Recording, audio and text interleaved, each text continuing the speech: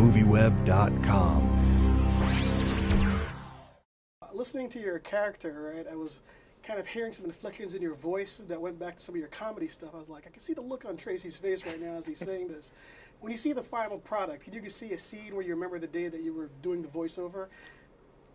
I probably could, if I could see the scene, I probably could remember. Some of it was done in L.A.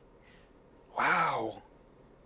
Some of it was maybe even done in Toronto, but some of it was done in New York. Yeah, it's like listening to a song. You can remember where you were that summer, you know? So it sparks nostalgia, yeah. I saw the film 2 days ago, and I was blown away by how big it was. It's really epic. The action scenes are epic. G-Force? The 3D looks absolutely amazing. Have you seen it yet? No, I haven't seen it. I'm going to see it today. It's like a huge, huge, huge film.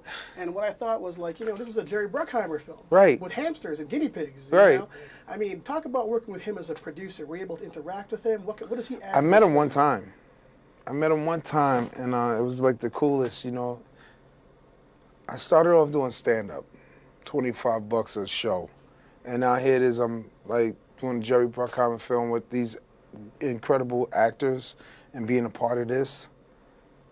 Have you ever been a part of something that was bigger than yourself? No, not really. Sometimes when you are, sometimes you just don't have the words to express it. People have been asking me all morning and all afternoon to express how I'm feeling about this movie, and I don't have really the words to say it, and I don't want to sound like a complete idiot, so I'm going to try my best. I'm really excited about this movie.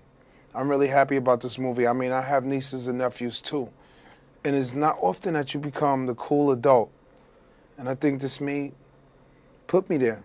It's like I see Jack Black, and I think he's the coolest dude in the world to kids. This may get me to host the Kids' Choice Awards, Who knows? I might be up for the Kids' Choice Awards next year with this, if this is that cool. The film is tremendous. It's spectacularly done. Thank you. Really, really big. And I believe you. Oh, I'm not kidding. There's a scene in the climax is so huge.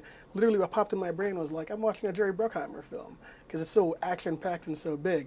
All right, so let's get back to talking about the comedy career, versus the voiceover work, right? Right. Because, you're probably, used to feeding off people and riffing off your audience. How do you do? I know you did Cloudy with Meatballs as well, as far as a cartoon, right? Yeah. Okay, so how do you react in that environment? Do you feel you're missing anything? Do you need like a cue to get you going? No, I've never been some performers have a hard time establishing, they need that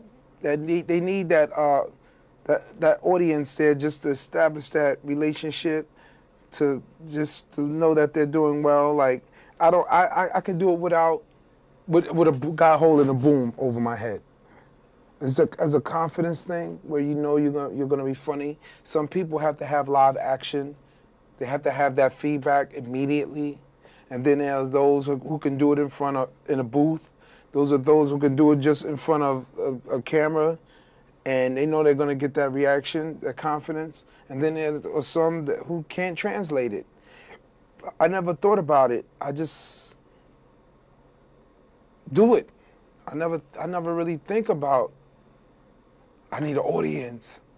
I love doing live entertainment. There's nothing like live entertainment, but you also have to do it like this too, where it's just you in a booth. I was looking at some of your upcoming projects, and I think you did a film with Neil LaBute.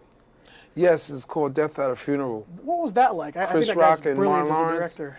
Chris Rock and Martin Lawrence is a remake of the British version of it with Peter Dinklage and all those. Well, first of all, working with Neil LaBute is, come on, dude, that's top dog.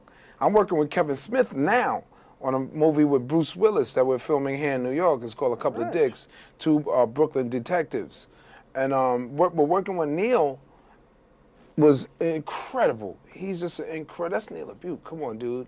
And then working with my two heroes in comedy, which is Chris Rock and Martin Lawrence. So it was a treat.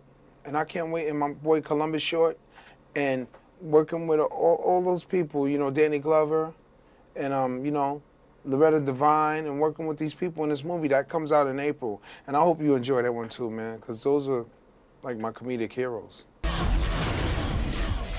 G-Force in Disney Digital 3D. Yeah! Whoa! Lester, do something. What do you suggest I do? Poop in his hand. Poop in his hand.